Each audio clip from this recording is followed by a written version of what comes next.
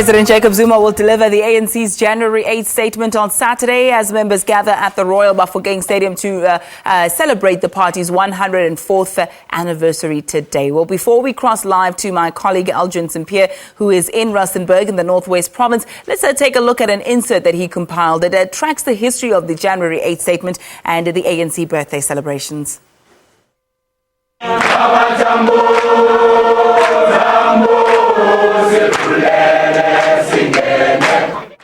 The year was 1972 when the struggle was being coordinated from foreign soil.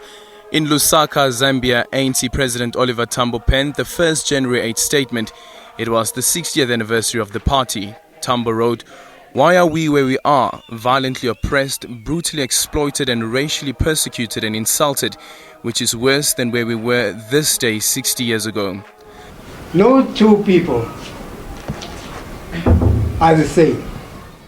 The January 8 statement became ANC tradition, even into the democratic state.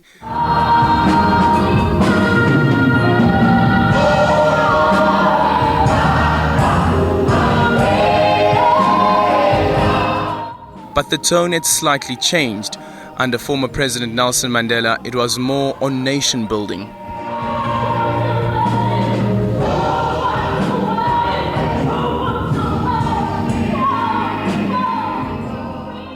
A serious challenge therefore faces especially our white friends, fully to grasp the importance of their role in the efforts for national reconciliation. Together we must find the answer to the question, how can we make a meaningful contribution to national reconciliation and reconstruction? With the quest for social cohesion came a new enemy, inequality, and Thabo Mbeki took the fight onto the global stage.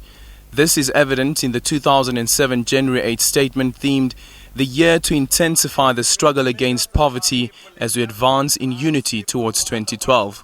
The National Executive Committee says we who are today's custodians of the movement, whose life will soon have spent 10 decades, have a deep responsibility to ensure that the organization that turns 100 years old on January 8, 2012, truly lives up to the noble ideas on which it was founded and continues to respond to the high expectations of the South African masses while remaining loyal to its internationalist obligations to the peoples of Africa and the rest of the world.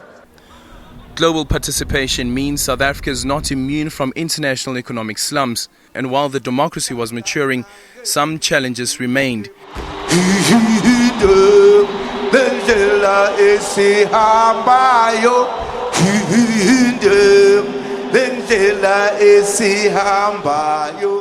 President Jacob Zuma's 2015 January 8 statement coincided with the 60th anniversary of the Freedom Charter and 21 years since the first democratic polls. We will engage in a number of activities, and I will mention just a few. We are deracializing the economy. We must break the stranglehold of monopoly capital. Our economic development also depends on our ability to untangle the red tape that stifles the growth of our economy. Happy birthday to you. Happy birthday to you. Happy birthday.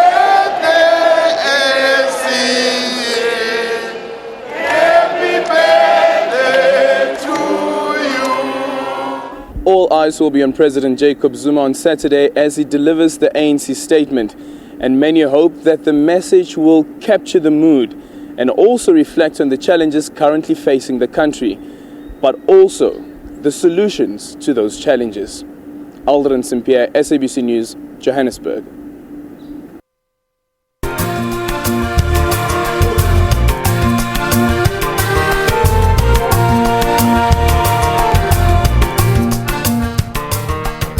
All right. right, you heard from Aldrin Sampear a moment or two ago. Let's cross live to him now. He will be covering the 104th anniversary celebrations. Of course, the day is today, January 8th, but tomorrow the festivities take place. Aldrin, a very good morning to you. What can you tell us? Well, good morning, Ayanda. And right now I'm joined by the Provincial Secretary in the northwest of the ANC, Dakota Legoete. And I guess picking up from the insert there, Mr. Dakota, is that maybe we should say happy birthday, ANC. Happy birthday and many more returns and many more years for the ANC. Well, let's start with the scorcher. It's hot here in the northwest. Temperatures today expected to reach 42 degrees. Tomorrow 41 degrees. What is your message to those people coming to these celebrations tomorrow? What should they be having in their backpacks? Look, this is going to be one of the mother of the January 8th statement of the ANC. We're expecting over 150,000 people to be around Royal Bafokeng Stadium. What I can advise everybody is that there's a heat wave in the country and even in the continent. There's an El Nino. Temperatures are above. You can see now it's before 10 o'clock, but we're already at over 35 degrees Celsius. So the best thing under such conditions of weather is to get water, is to get a cap, your sunglasses, your umbrellas. Where possible, bring your cooler bags. But no alcohol drinks. We only want water in the cooler bags as part of ensuring that people don't get dehydrated. 150 people, that's quite 150,000 people, that's quite a huge number. And it might be a daunting task to deal with so many people. Look, all the logistics are ready from the security point of view, from our crowd control position. We have done all the necessary logistics. We are going to cater for almost 55,000 people inside the stadium. The other over 60,000 will be catered for in the overflow. What is different from the all other January 8th statement is that this January 8th statement will have a live transmission of what will be happening right inside the stadium and what will be happening at the overflow. So there is no need for the president to go and greet people in the overflow. Everybody will see every activity inside the stadium with a live transmission of a crossover with a PVA to the overflow. So all logistics are ready. I can tell you, we are ready even from the point of view of security. Our marshals have been working overnight. We are continuing the training today to ensure that all of them are getting there. The EMS is ready for anybody who may collapse. We are ready in all aspects to have this particular January 8th statement. And just for the benefit of the viewers at home and those who will be making their way here, where is this overflow area? The overflow area, it's on the western side of the stadium. So everybody... we open our gates at 7 o'clock. By the time the stadium is full, both the stands and the pitch, if they are full, we are closing. Yeah? We are opening up then the overflow. But everybody would be at the overflow, will get to see live.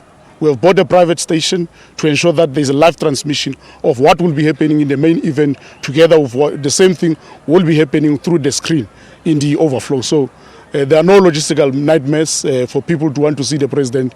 They will see him live even if they are in the overflow.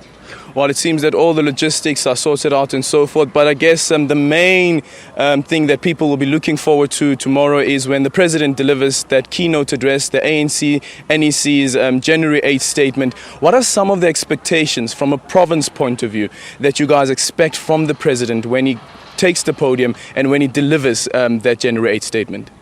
Look, as the Northwest Province, from our expectations, you'd know the major key thing is on education.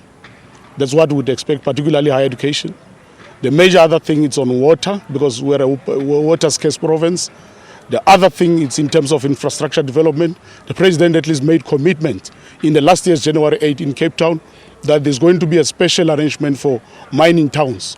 We're happy that indeed the president lived to the expectation of the January 8th statement of Cape Town to an extent that in Marikana, 3 days ago, a massive housing project with over 2,000 beneficiaries was opened in line with what the president said in Cape Town. So there are other things that we would expect. I would not want to jump the gun because I'm not the president. The president will speak to us tomorrow. So let's expect to hear from him. You speak of issues of water shortages, and we've seen across the country, for the first time in the history of this country, did we have water shedding, not only affecting this province, but various provinces as well. But the Northwest in particular is quite interesting because we've seen protest, actually, people taking to the streets, demanding that there be water, and some even complaining about the quality of the water that they're getting, particularly in Brits. Look, the issue of the water, particularly for us as the Northwest Province, a province that is closer to Kalahari Desert.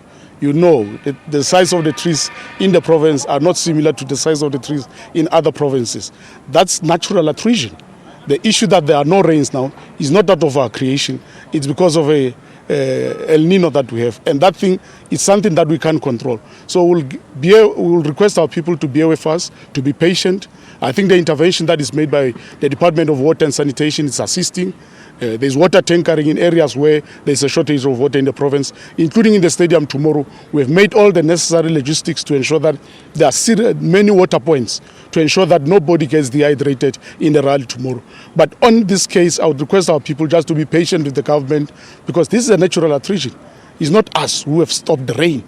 It's not us who are ensuring that rivers get empty. It's just a natural attrition. There's an El Nino, there's a heat wave. Obviously, there will be a condensation of water. It will evaporate. And just a final question, just in 30 seconds, you guys had a meeting with the Deputy President of the ANC, Cyril Ramaphosa, some divisions within the province between the alliance members of in the province. Are you guys looking forward to that summit that the Deputy President will be facilitating? Look, the issue of the Alliance Summit, it's a decision of national. You know, there was an Alliance Summit late last year of the national structures of the Alliance partners.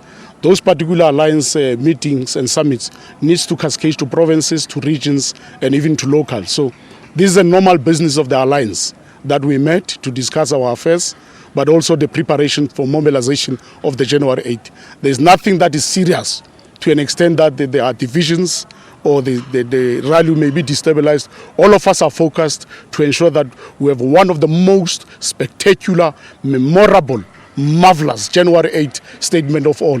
And as the Alliance, we have committed in the province to ensure that we support all our national structures to ensure the success of this event.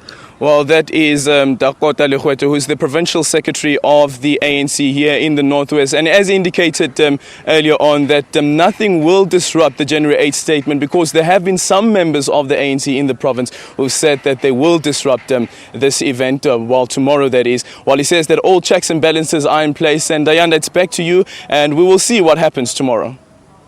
We will see indeed. Aldrin, thank you so much for that update. I'm going to be joining you guys a little bit later. Sharp update to the comrade. We'll be joining. But my comrade is ready, comrade. Okay, we'll have to assess that situation there and see how it unfolds. Tomorrow morning, Morning Live, we'll be bringing you regular updates covering the January 8th statement. But for today, it's goodbye. God bless.